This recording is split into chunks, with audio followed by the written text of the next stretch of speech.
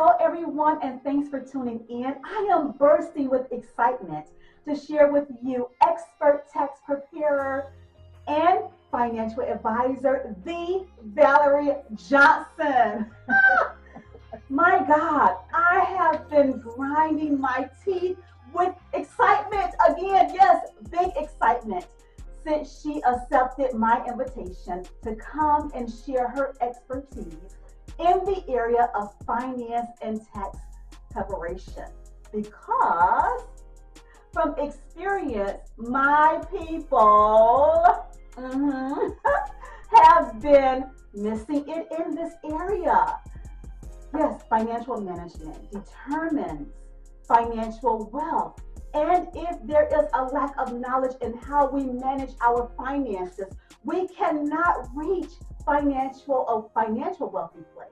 And so we have here again in the studio, Valerie will impart wisdom. She will impart wisdom in the areas of finance and wealth management through tax preparation. And since we are in tax season, I believe God has destined for her, so she's a daughter of God, to come and share her expertise with us. And so I want you to welcome tax expert, financial wealth manager, and advisor, the Valerie Johnson. Ooh. Well, that's a lot. A lot. Well, Valerie, thank you again for agreeing to come in here and share your expertise with me. I am just so excited to have you. You know, I've been knowing Valerie for many, many years. We go way back to, I think, the early 90s. At least The early 90s. And then we reconnected, you know, because she has been traveling the world and doing God's business, okay? And then she came back. And she goes, and then she comes back, and then she goes, and then she comes back. But, you know, I got her here in the studio with us. And so I just want to hear so much more in what you're doing, you know, in the kingdom of God, as well as how you are helping those, you know, in the kingdom and those that has questions on how do I manage my taxes? What shall I do with this? Because this is tax season. And so many are kind of frustrated with the different laws that has, you know, been developed. So, you know, first tell us, you know, your background in tax. Yes, of course. You know, this the time that we are living in right now is tremendous with all the new tax changes and laws and things of that nature. But I do want to say thank you so much, Gwen. I do love you. I love you like you're my sister, my blood sister, because you're so precious, so inspirational and motivational. And I just admire all the things you do, the book writings, the ministry, the videographing, the podcast. You're just a woman. I don't know all the stuff that you do. I don't understand how you do this much. It is God, isn't it? Yes, it is. Amen. He gives me the strength to do it all. And doing it in an excellent manner. I appreciate you. Thank you. Oh, keep going. To God be the glory. To God be the glory. Yes. So, you know, the income tax journey of mine, I've been doing income taxes now since I was maybe 21 years old. So that's at least over 20 some years ago, right? Yes. Maybe even 35. Okay. Well, I mean, you still look 21. Come on. Hey, let God be glorified. Amen. Let God be glorified. And so, matter of fact, a friend of mine that lived in Chicago, she was working for an income tax firm, and I had went there to visit. And so, my mom, she's always been playing at the table with numbers and things like that because they were doing numbers, you know, Pontiac, Detroit lotteries and things like that. So, I think I took a natural liking for playing around with numbers and such. And so I went to tax school. Then I came back here to Michigan. I went to tax school here and worked for my first tax firm. And I was cranking them out and all that. And then I opened up my own tax office like 4 years into doing taxes. And I had a lot of clients, and I think what happened at that particular time that I wanted that as a side hustle, you know. Being Jamaican, we usually have 4 or 5 jobs, but anyhow, I had that as a side hustle. I don't know if is it Jamaicans? Okay, put that in the comments. Yes, and is it just Jamaicans or is it other cultures as well? Because African Americans, we're known poor as well as Hispanics. Come on, Latinos. Too, yeah. Yes, yeah. yes. Because the we Caribbean also, islands and exactly, stuff. Yeah. yes. So we always have hustles, right? We had hustles. Yes. So I was hustling those taxes, right? So, yeah. So it's funny that you saying that because I had met this Jamaican girl last weekend and she said I got 3 jobs. So we'll talk about that on the side. But anyhow, doing the taxes, it has allowed me a lot of leverage, to say the least, because it's only 4 or 5 months out of the year, and if you do it right, you can make a nice sizable amount of money. And at the same time, I was learning about IT, as well as coming into my own about ministry. So income taxes has been really, really good for me. I've been blessed to know about business. I've opened businesses, corporations, small businesses, as well as some home budgeting and things like that for small families. Yeah. So it's interesting because you make friends. I have my clients that I open up an office in New York.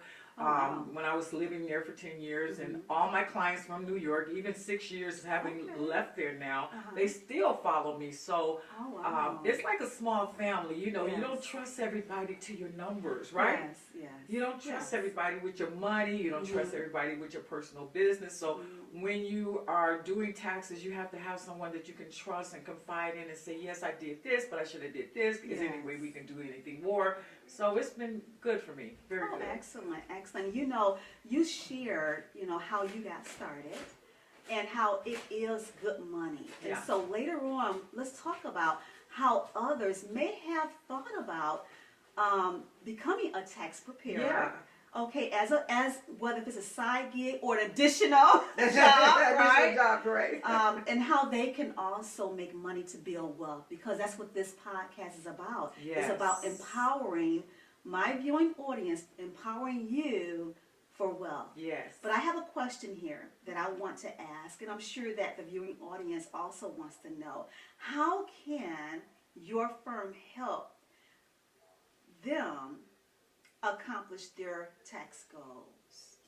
So first thing we do is that we interview the people that we are coming into the company with brand new. As I said, I have clients that have been with me for years and years and years. But we interview them and we find out what their current situation is. For instance, most of the people in the places that are around the Detroit area, they may have had unemployment, they may have had a side gig, a business, they may have had a couple of kids, they may be divorced. Whatever the situation is, we try to first assess where they're at. And then we talk to them and give them suggestions on how they can change their future. Remember that once the tax year has started, there's nothing you can do for what's happened already. Yes. The way it is the way it is. It's very seldom that people have the opportunity to make huge changes. It doesn't mean that they can't open up a Roth account or something like that to get a tax deduction or reduction, but usually you have to do most things that are very, beneficial to you. Yes. Through the year. Yeah. Through the year. So a lot of people say, well, what can I do now? You didn't have a baby on December 31st, did you?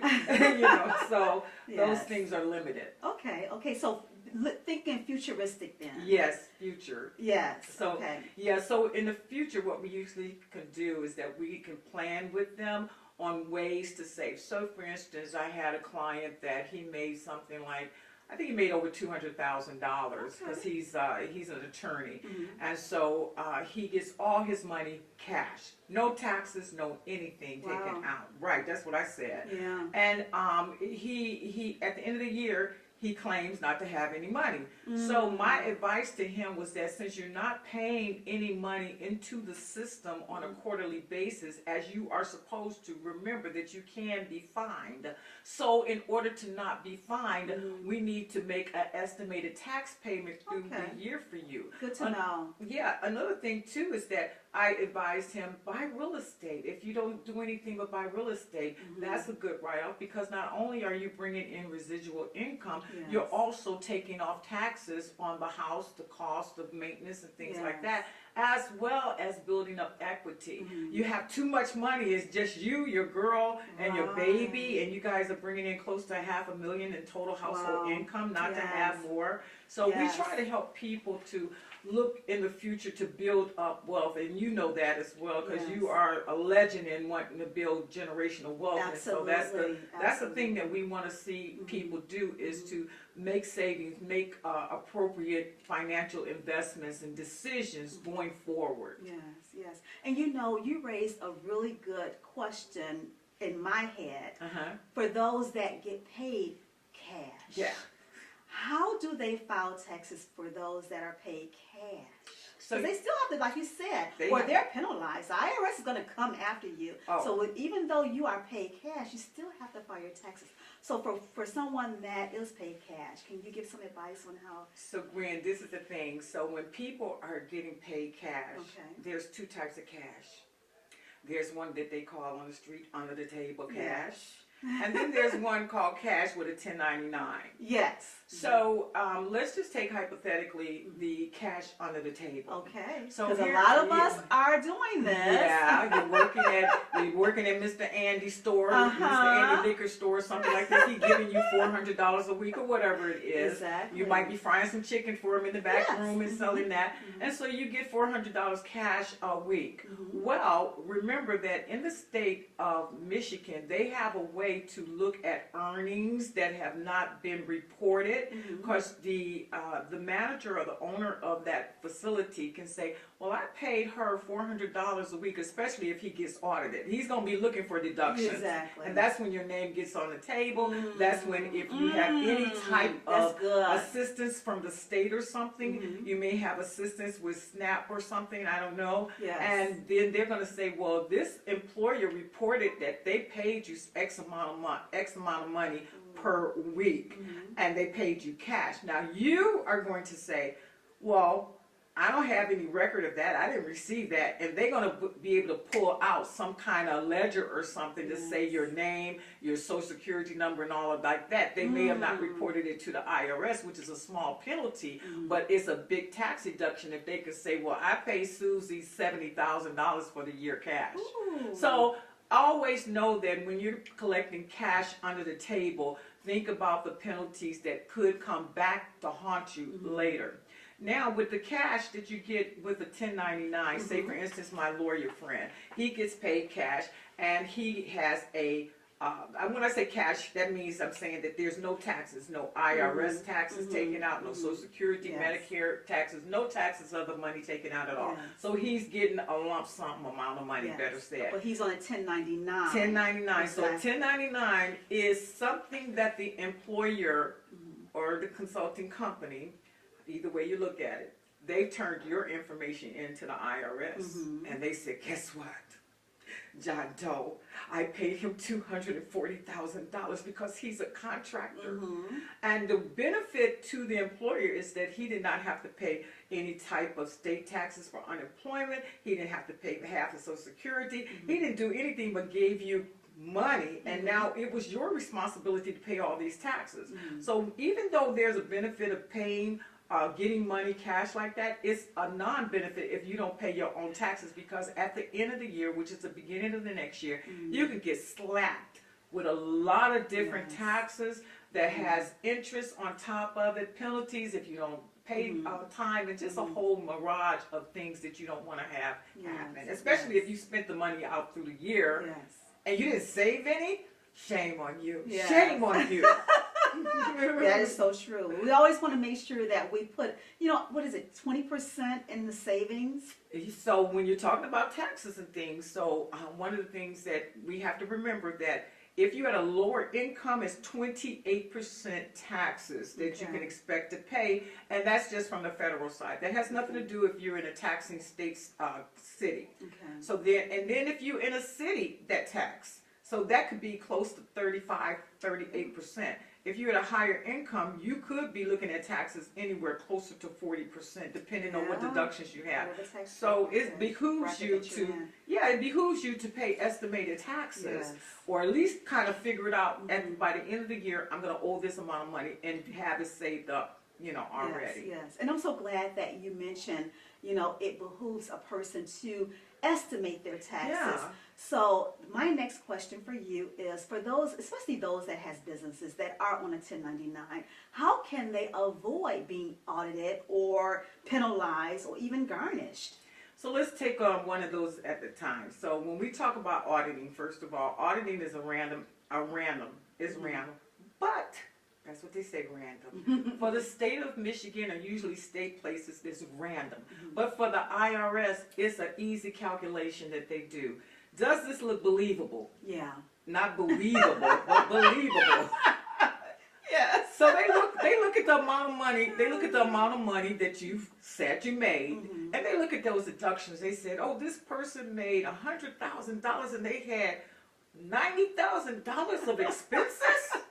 What kind of crap is that? They're not in business. It must be a hobby or something." So that's when they start prying and going deeper and deeper and deeper. Now, when we talk about garnishment is from a second party that you owe money to, whether it's child support, whether it's to another state facility or a federal, place or something like that. They come and they take their money because they're legally entitled to their money. Okay. You sign paperwork on it, right? Okay. And so there's nothing you can do about that other than agree to pay it and pay it. Okay. And then if you don't pay it, just like a student loan, they come and they'll tap into that IRS Yes. money, right? Mm-hmm. That happened to me one time. We're not going to say what happened. Oh, no. I paid it. I paid it off, right? But, those things happen where you sometimes you don't get the mail.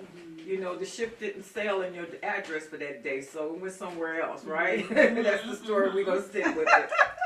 And so garnishments are something that is not, it's never planned to have some money garnished from your check. It's just really embarrassing, especially if you have payroll and everybody know your business. Okay, she's getting garnished, he's getting garnished or something like that. Yes. So you want to avoid that.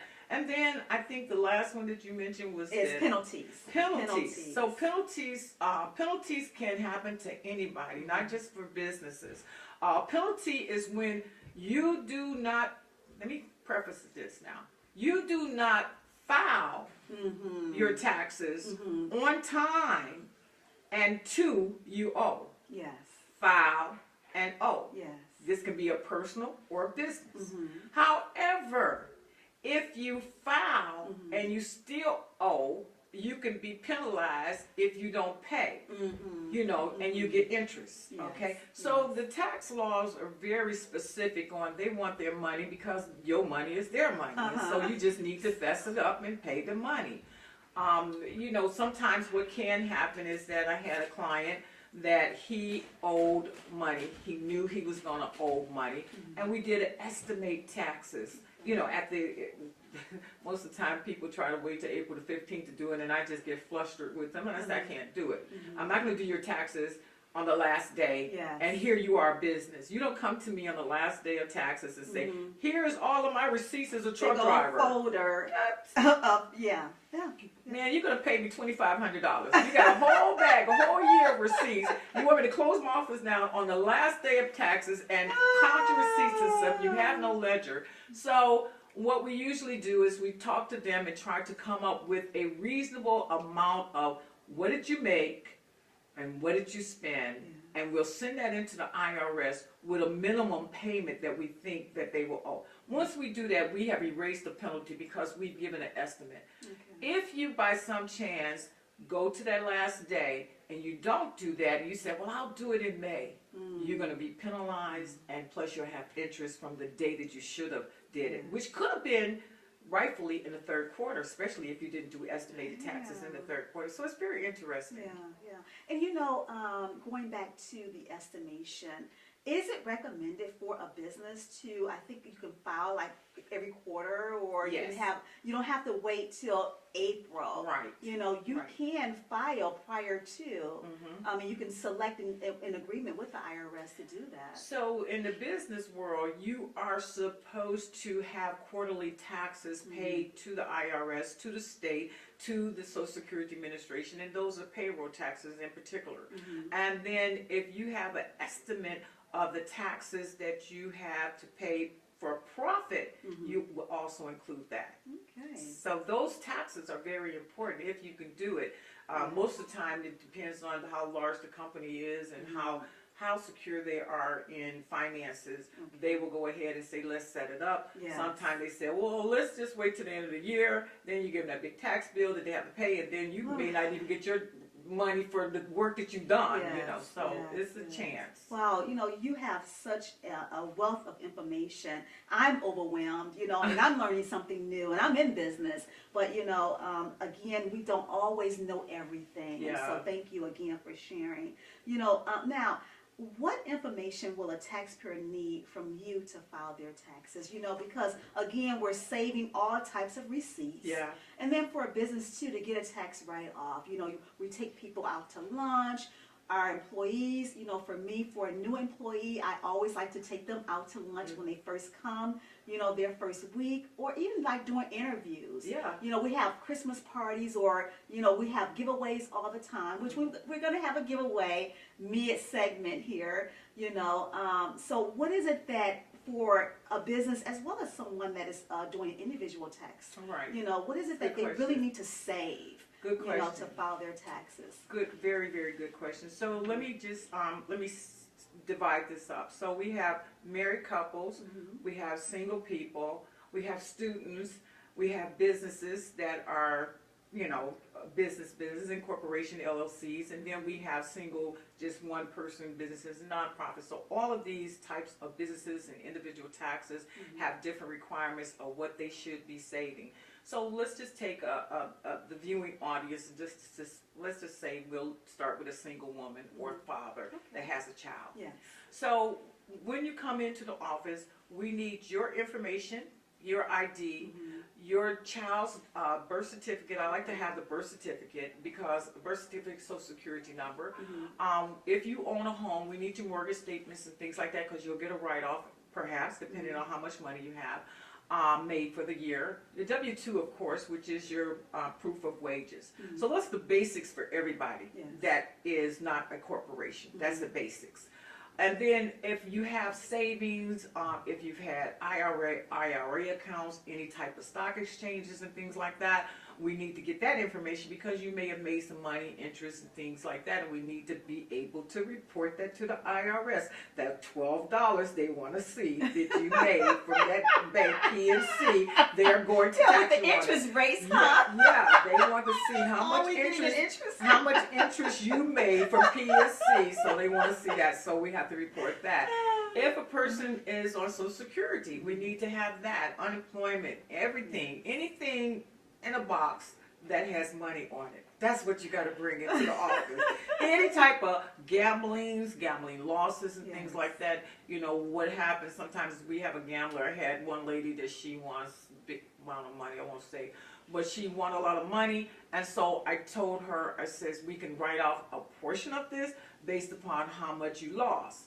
And so she said, well, I lost more than I made. I said, okay, then that means you didn't have to pay taxes on the gambling, but be ready to prove it. Yes. So you know how it is. Prove it, yeah. Everybody has a So you have to hold on to that, what is it, the invoice that is given to them at, you know, the casino. The casino, the lottery losses. The lottery losses. All of that, all that stuff. Anything, you can just about write off anything, but the key is proof. Gotta prove it. Proof. What is the business? You know, if you're saying that I bought 1,200 diapers for my business and it's not a daycare service, I think you may get audited. I think you may get audited, you know. If you have a bakery and you say, well, I baked 10 cakes and I lost $7,000, it's like, well, did you just start up? Exactly. Did you just start that business? Because you do have a leeway with startup business, which reminds me, as we're talking about businesses and such, there's a distinction between a business and a hobby. Yes. So people always say year 4, I still lost money. I'm thinking you lost money in year 1, year 2, year 3, and this is 4. I said, I think you have a hobby. Mm-hmm. Because at some particular time, every business should be making some type of money. I don't care if it's a penny over the dollar that you made. You should Black be showing Friday, profit. huh? Yeah. Black Peak Friday. season. Yeah, yes. Especially you know. Christmas time. Christmas or even, you know, if time. it's a bakery, you know, you have Valentine's, you have Yeah. Mother's Day, you Yeah. have all of these special events, Mhm. you know, that you should profit during that time. You should right? profit. You should be able to Yes. show some kind of profit after a certain amount of years. Yes. If not, your question, how do you get audited? That might be a pull right Okay. there. Yes. Very good information. Good information, guys, I tell you. Okay, so now I do want to ask one more question before we go to break. Okay. Can a working individual skip a year filing taxes? You know, Because a lot of us want to. It's like, oh my God, the taxes year is here, you know, and I'm there. You know, I have not filed my taxes yet. yeah. You know, and I have so many that I have to do because I have several businesses, you know, and so it's like, oh, can I skip? You know, as a business, I already know the answer. Better not. You better not. But then also, as an individual. So here's the question.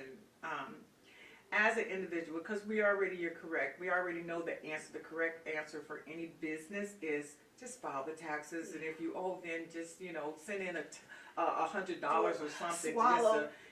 Send in $100 to stop the penalty. Yeah. Do something. But as an individual, so you are an individual and you make below the amount of money that needs to be claimed. Say, for instance, $14,000. Do I need to claim? Do I need to file? Mm-hmm. Well, yeah. You know why? Because they have that earned income credit for those that make a certain amount under that radar. Mm-hmm. That's one. Two, you're an individual or a couple that you just don't have your paperwork together. You're waiting on the paper from the mortgage company, waiting on the paperwork from, you know, Dun and Bradstreet or whomever, and it hasn't come in yet, and you are like on your last day. You moved and all your paperwork got moved. Mm-hmm. Okay. Can you not file for that year? You don't have to file. You don't have to file. But it will behoove you again to file in case you do get penalized. You can file an extension. Yes. File an extension. That's what I usually want my clients to do, is to file an extension. Unless we have a clear indicator that you will not owe. You know, you will not owe. You made $100,000 and you have paid taxes on that money. The taxes are right there on the W-2 or 1099, because you can't have them take money out of 1099. You know, people don't talk about that. But anyhow, you can do that, and you can have that tax money there sitting out there at the IRS. And what happens is that when you file your taxes with all your paperwork now having come in, you would now still get some of that money back. That's the only way that I can see and qualify it as being okay. Other than that, file extension. Okay. So you hear it, guys. File your taxes. Don't skip. Don't skip. But you can always, you know, submit an extension. Yes. Okay. So thank you again, Valerie. But Valerie is going to be with us for the second segment. I have a surprise here. We're going right into our prize wheel for the second segment, where one of you are going to win something. And so stay tuned. Get ready for our annual Rise Up National and International Trade Conference and Leadership Summit this August 2024, located in Detroit, Michigan. Early registration is now open. Vendors are needed. Register now on riseup2024.org for more information. BMG School of Media Arts and Film have extended their certificate training programs. Learn acting, directing, camera operation, and AI. Financial aid and scholarships are available. For more information and to register for your acting class, visit dmg/smf.edu.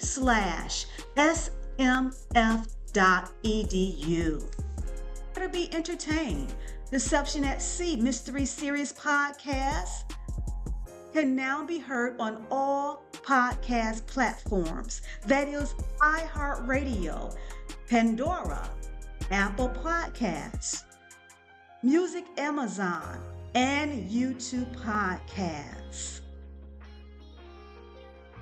Visit our website to access the link and enjoy.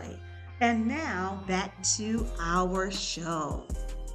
Well, hello everyone, and welcome back to the second segment of this episode. We are talking about tax preparation. This is the tax season, and we have in the studio the expert tax preparer as well as financial wealth manager, the Valerie Johnson.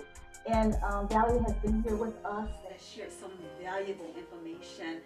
If you did not tune in earlier, make sure that you go back and look at the video. I will have it posted in YouTube, and make sure that you like, share this information.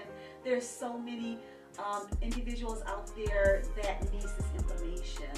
And so within the second segment, I have here our Power Wheel. This is our giveaway segment where Valerie, our guest, is going to spin the wheel, and whatever it lands on you, our viewing audience is going to win something from my store, one of my books here that is also on Amazon and eBay, as well as I have skincare products, as well as my books is on Walmart as well. But you can find all of my products on Walmart, on eBay, as well as my store as well. Okay, and so Valerie, how would they qualify? How would you qualify? To qualify, you must be subscribed to my YouTube channel as well as on my email list. To get on my email list, go to my email, and I'm going to put that in the comments as well in this description, where you'll be able to go to my email and or my website and submit your email information. Once you register on the website, you'll be notified of new videos that are being uploaded, as well as events that are underway. And so again, to qualify for one of the free items here that you want to receive, money, skincare products, fashion wear. For those of you that are male, you have my books here.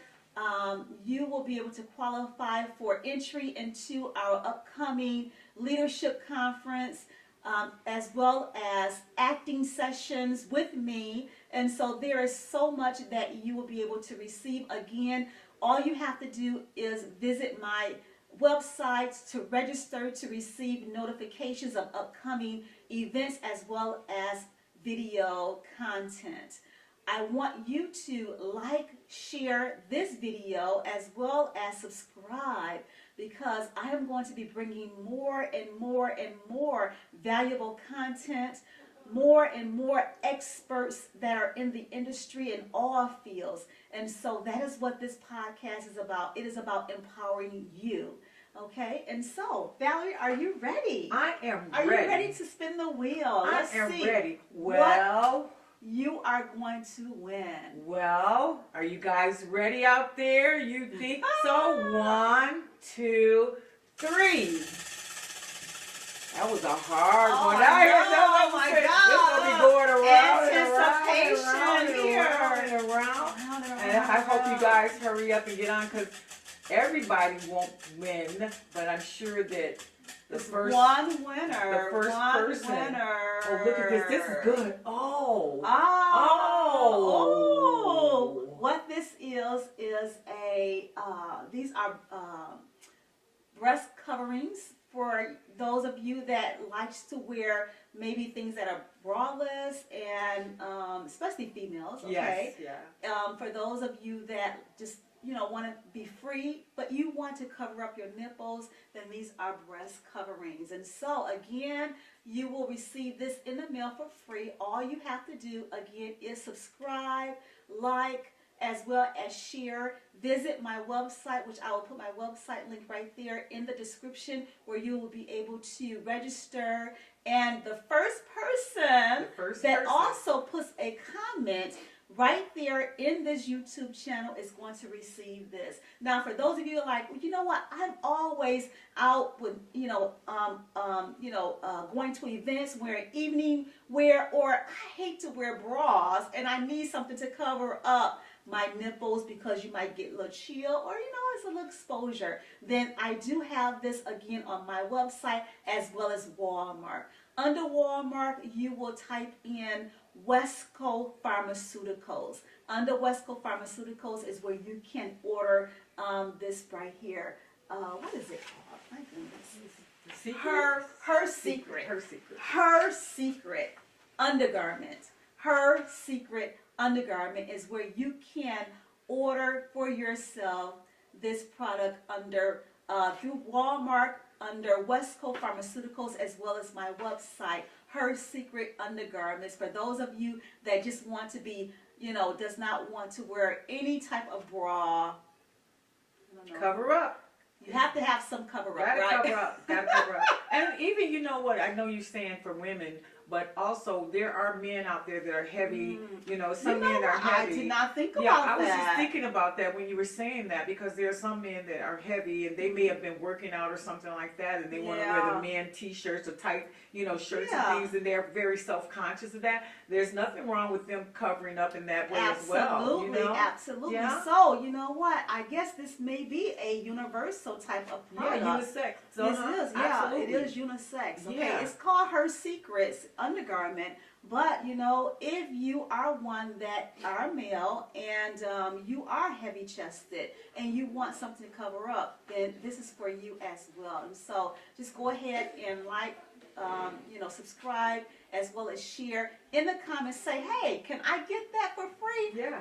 I will send it out to you, okay? I will just, contact you to get your address, and I will pay for the shipping as well, okay? All righty. So as we close up, we just have 2 more questions, maybe 3, that I want to ask Valerie here for you. And that question is, how far back can the IRS go? How far back in audit, especially when it comes down to auditing, how far back can they go in auditing?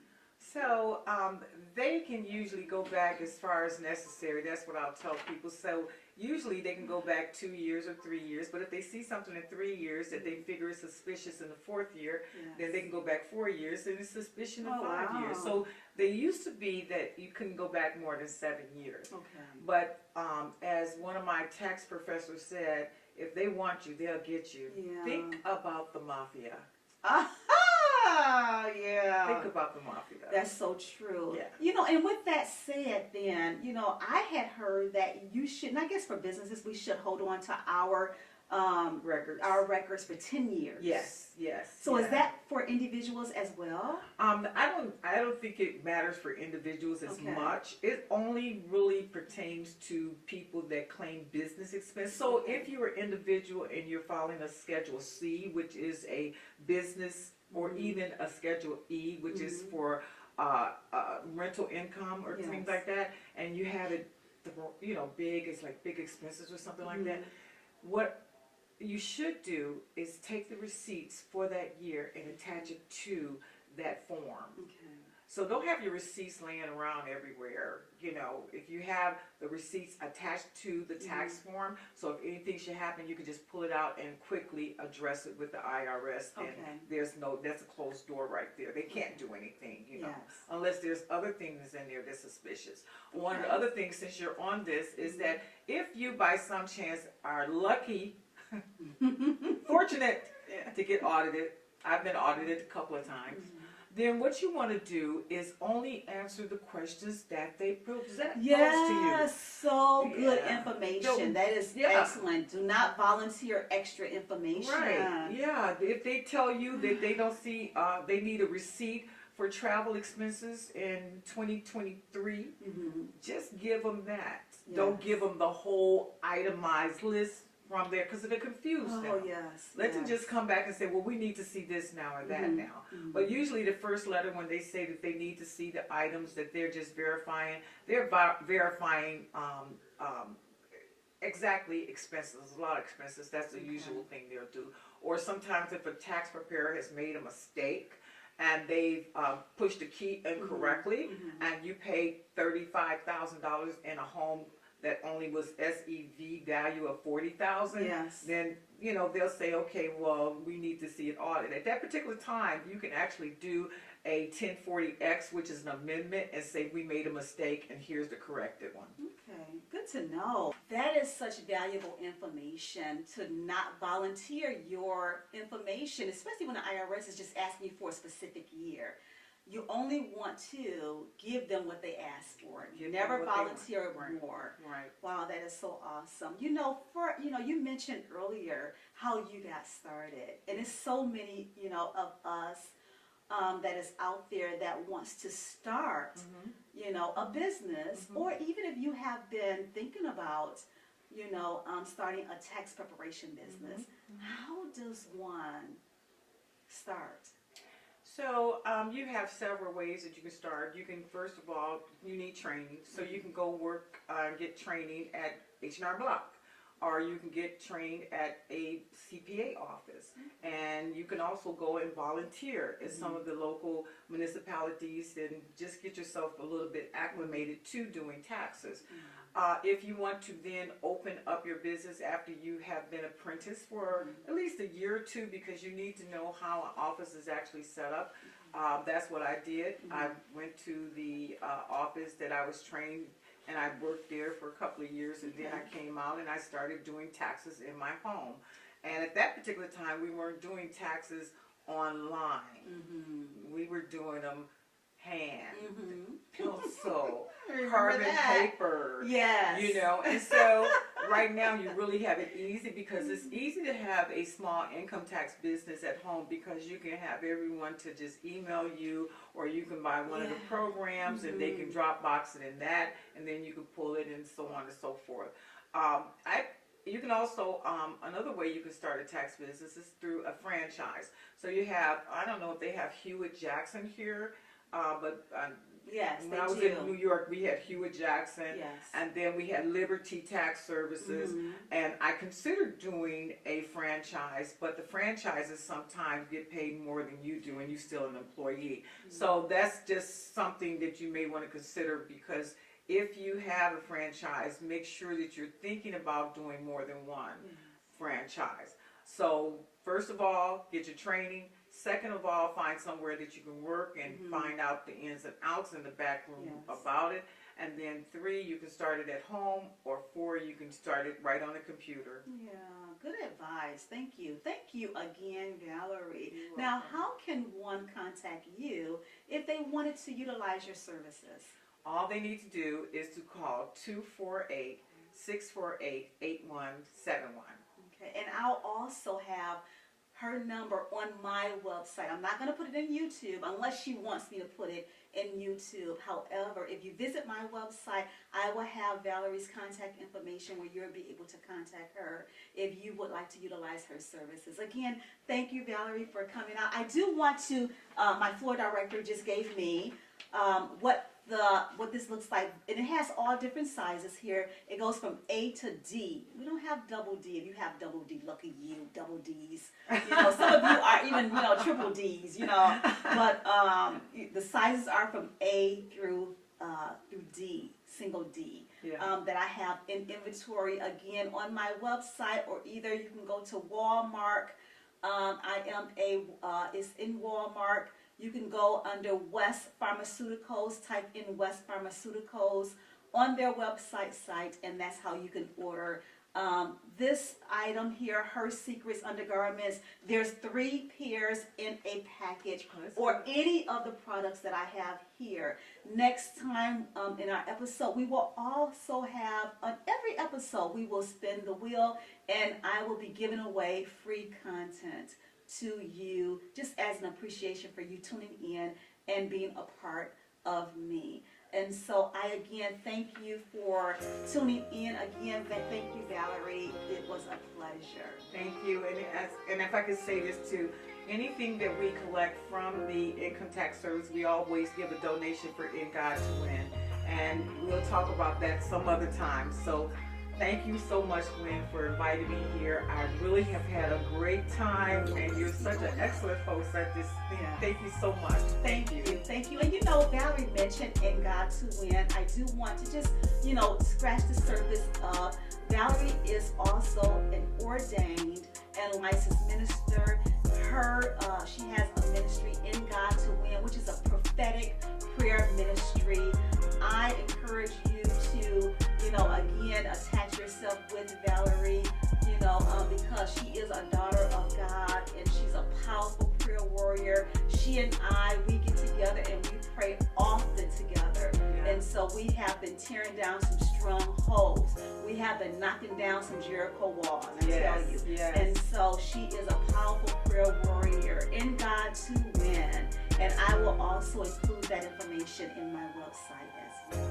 That's excellent. Thank you. Thank you. All right. Well, again, for tuning in, God's best for great success. Bye-bye. Your place be going up.